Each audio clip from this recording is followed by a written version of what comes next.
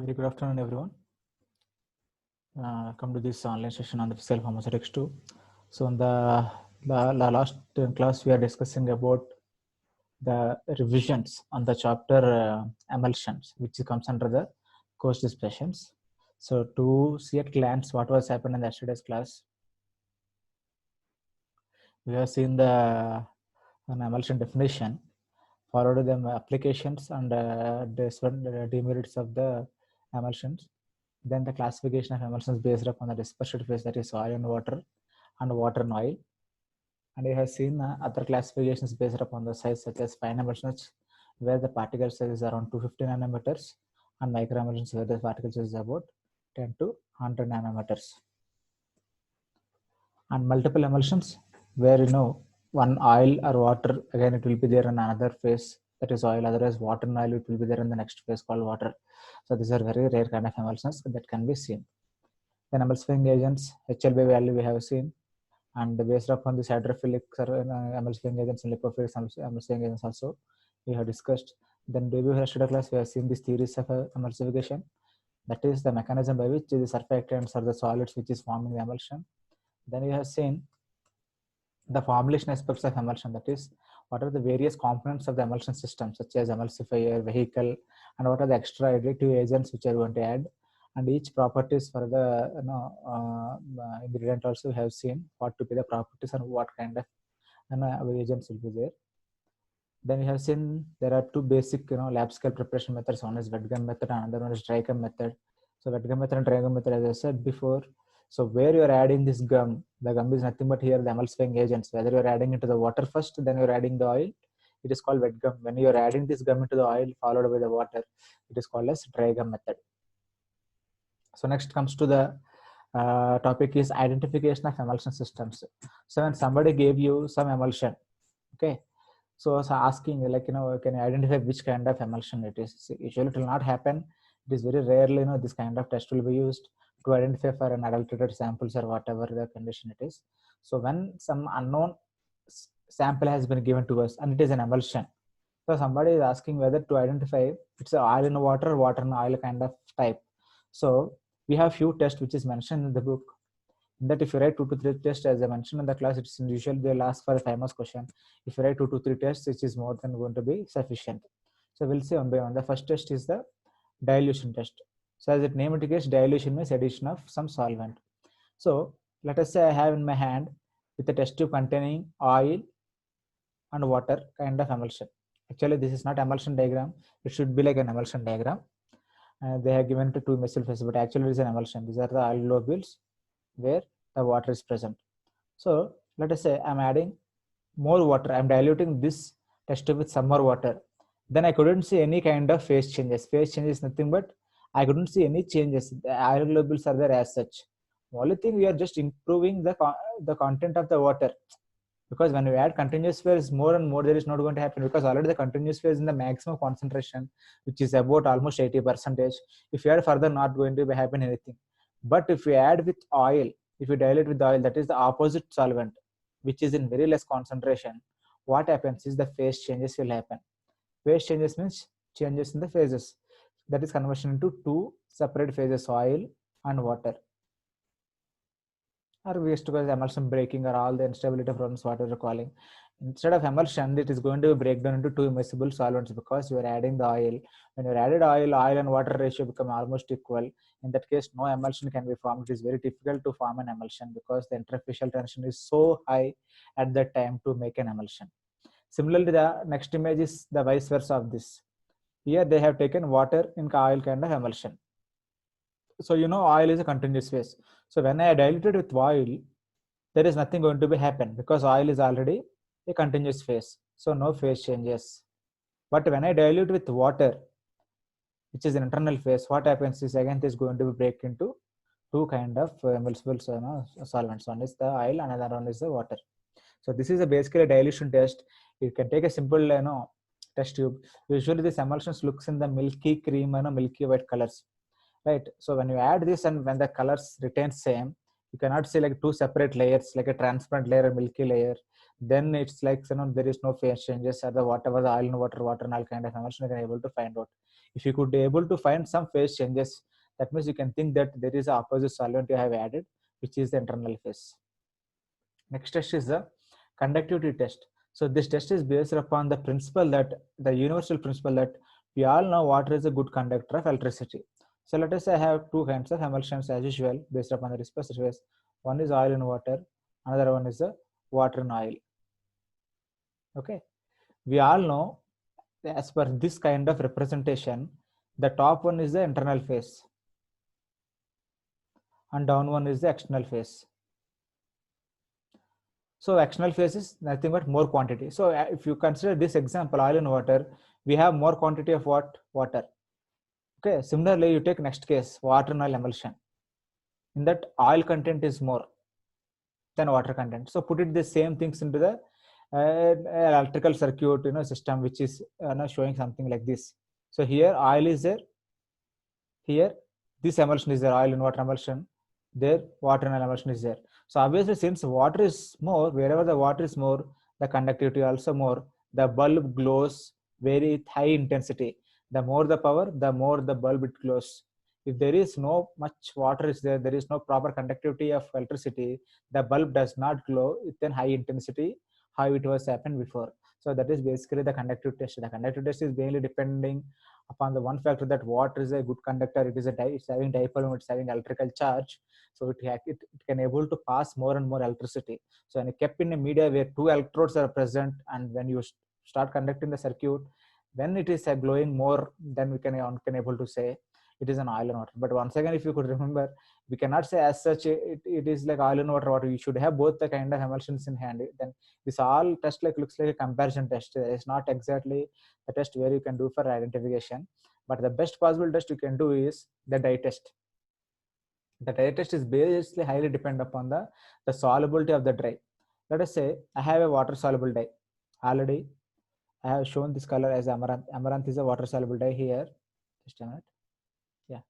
So amaranth is a dye color which is a water soluble dye, and also the dye, let us say, looks red color. Now I have oil and water emulsion. This is a glass slide. These two are the glass slides where I kept the emulsion. Glass slide number 1, glass slide number 2.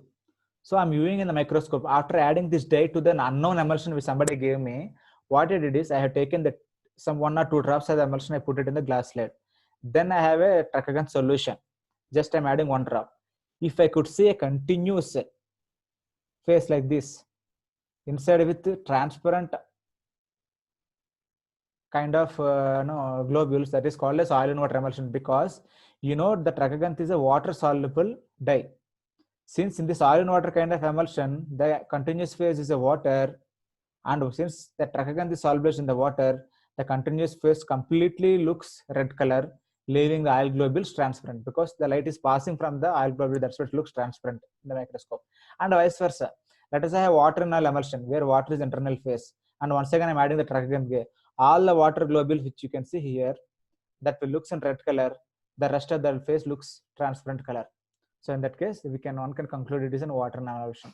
Comparing to all these 3 experiments, without any reference material, we can able to easily tell it is oil and water, water and oil. The best test is the dye test.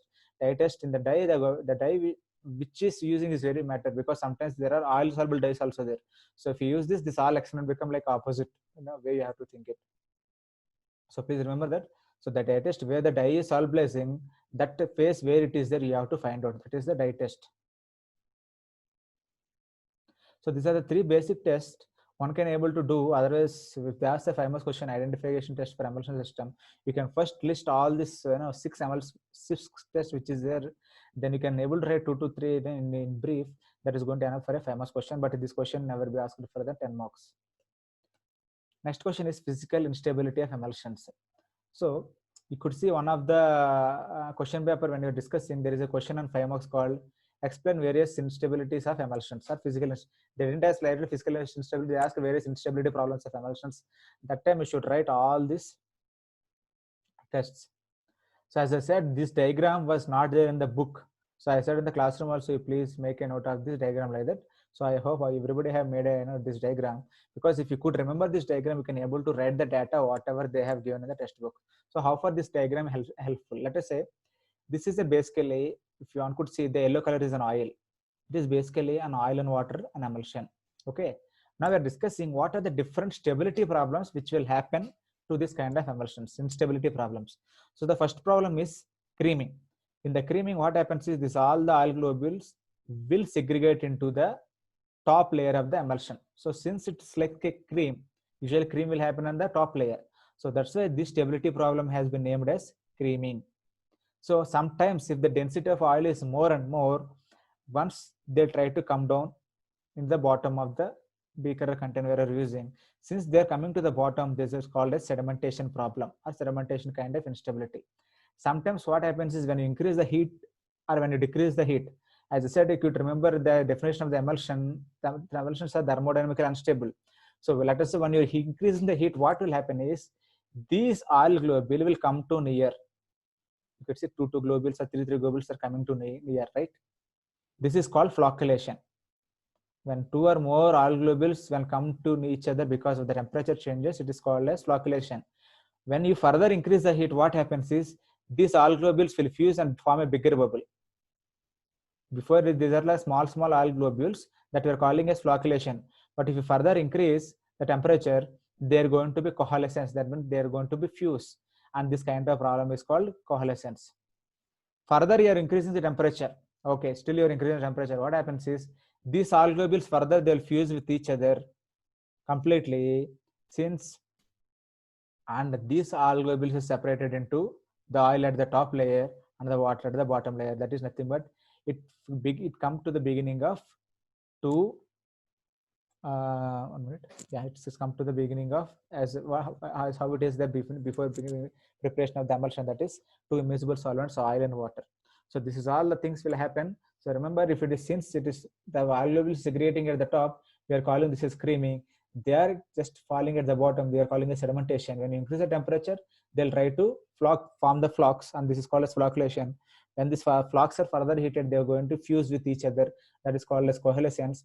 When further you're increasing the heat, they're going to be break into two layers. It is called as breaking. So apart from all these all these things, there is something like peculiar kind of phenomenon observed is called as phase inversion. As the name indicates, is an inversion. Inversion means opposite. So before it is an oil and water emulsion, during some certain conditions, this completely become water in oil kind of emulsions. Maybe when you add more and more of water or more and more of oil, as we are discussing the first point of that conformation test, sometimes there are phase changes. Maybe the temperature also one of the factor. Instead of oil and water, these water globules will be forming an internal phase followed by oil outside. So this kind of situation, that is completely formation of opposite kind of emulsion is called as phase inversion. So these are the different instability problems emulsions, and it was asked many of the times, and this is one of the important questions for the 5 marks from the chapter is concerned, because emulsion stability is still today, I'm saying till today, emulsion stability is one of the important factor for the formulation of emulsions. That is the reason these are the instability problems reason emulsions having less shelf life and also less availability in the markets. So from the beginning, we are saying that emulsions having less shelf life, there are less number in the market. These are the reasons because they are having this many kinds of instability problems. But this kind of instability problems we never discussed in the suspensions. Suspensions, what we discussed, either sedimentation, otherwise the crystal growth. These are the main things which can be due to only the temperature. But here, this not only temperature, there are many other factors which can influence this kind of situations. So next is how to improve. Let us say there are the instability problems are there. So what is the ways that one can improve the stability of these emulsions? As usual, first thing is a particle size. As a particle size tends to exhibit the Brownian movement, the less the globule size will be the stability, since settling of creaming of globules will be less. The same point we have discussed in the emulsions, so the suspensions also. If the particle size is very less, usually less than 5 nanometers or whatever the thing, they will undergo a zigzag movement called as Brownian motion.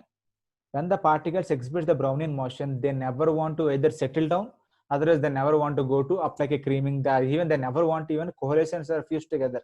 They always bombard with each other. If the particle size is very less, so the lesser the globule size, more will be the stability, since settling or creaming of the globules will be less. So that is the way one can improve the stability of the emulsions by improving the particle size. So that's a factor in improving the physical instability of emulsions, right?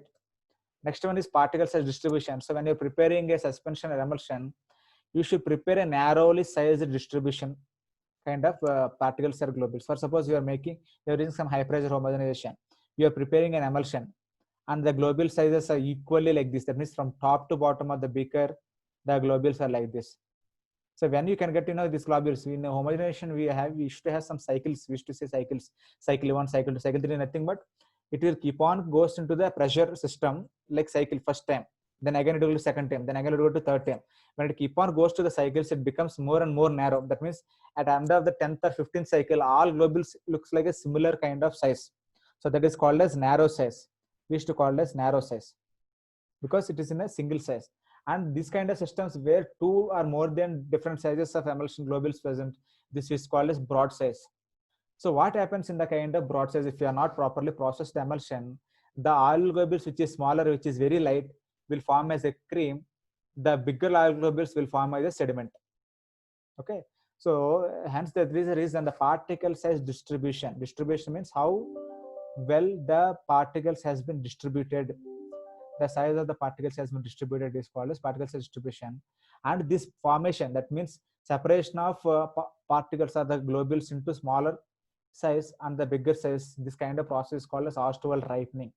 This process is called as Ostwald ripening because it should be narrow particle size, otherwise you can feel some kind of problems called as Ostwald ripening. Then the next factor is the viscosity. So see, these all points looks like what are the factors improving the suspensions also, because both are nothing but the dispersion systems, both having some internal phase and external phase. So the internal phase, we are all the points mainly talks about internal phase, how it should be. In external phase, we are only talking about the viscosity, because once if we could able to block the movement of the particle or the globule, then this all the problems can be sorted. Because this what are the problem we're seeing, this was happening because the movement of the particle, right? If the particle movement is arrested, otherwise the particle togetherness, the particle coming togetherness will be prevented. This kind of problems cannot be occur. So another way to do that is viscosity. So if you increase the viscosity of the system, what happens is once again this particle never will move. This becomes stuck in the places where they have located. So let us say you take a water, you take a glycerin, just put some sand. Which one will sediment first is obviously the sand which is in the water sediment, because water has less viscosity. But in the glycerin, we don't know how many days it takes to sediment slowly, right? So the viscosity is more, the movement will be more or less. And the movement is less, there is no kind of stability problems. Then once again, another factor is the electrical double layer. Electrical double layer means the presence of charge on the globule or the particle, whatever the charge we are saying. It may be positive charge or it may be negative charge, which is present on the oil globule. Okay. So how to impart, because oil itself doesn't have any charge. But when you talked about the suspension chapter, the insoluble particle is a chemical which is having some charge. Okay, fine. Now I want to induce some charge to this oil globule. It is not possible because it is not a charge. Usually oils are not charged, compounds. They're basically that's why see, oil is lipophilic. Lipophilic means water insoluble. Water soluble are having the dielectric constant or dipole moment, what you're saying. These oils and all water insoluble. When this we are saying water insoluble, they don't have any charge. So how to impart the charge is, now you can deploy the RME people call as surfactants. So you add some surfactants, the lipophilic tile will go inside like this. Okay. Now the hydrophilic tile.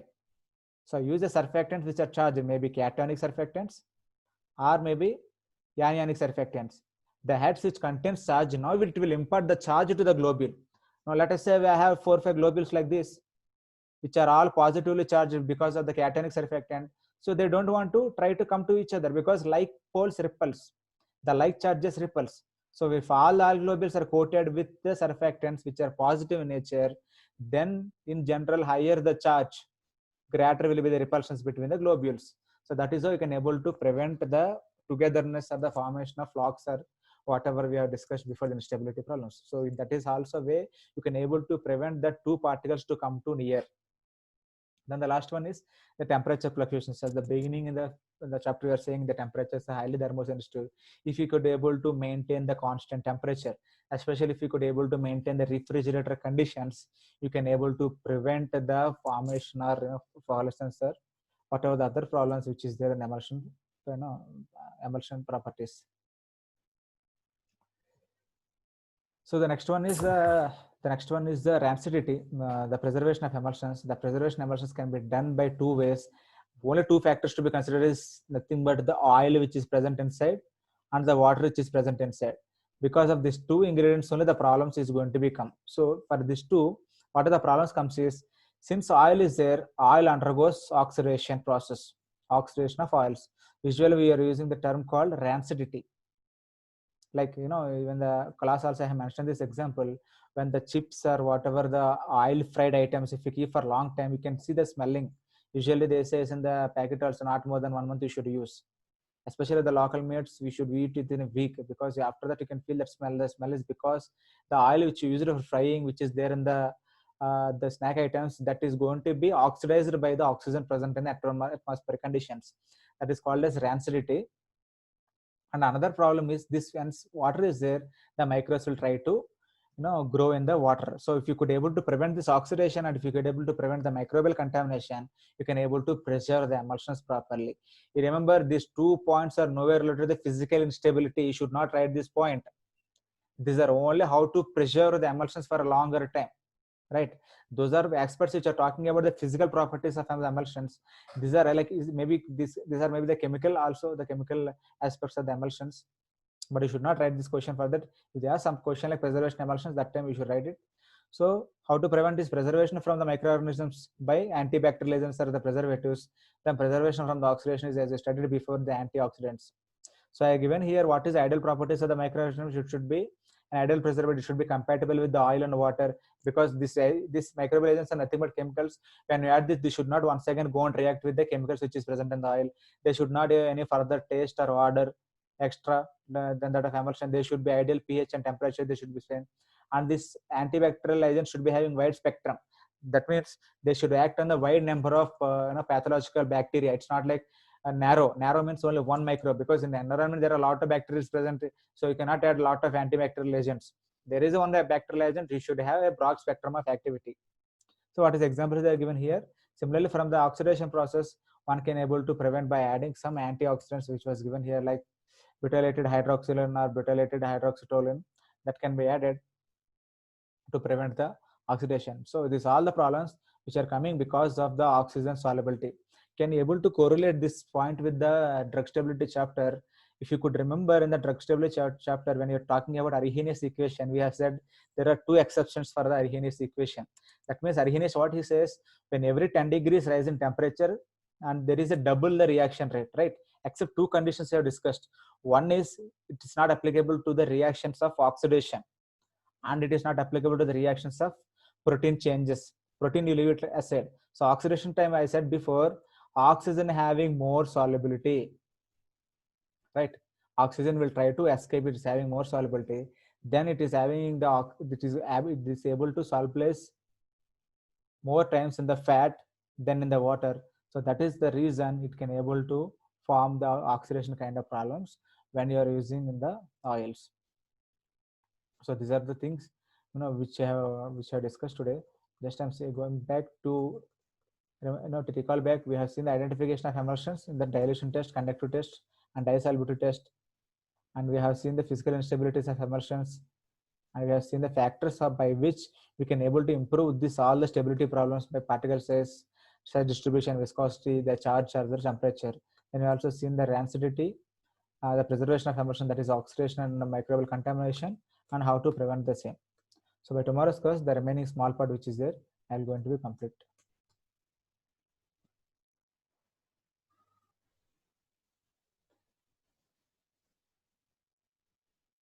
So thank you everyone for your patience listening, and we will see you in the tomorrow's class. Thank you very much.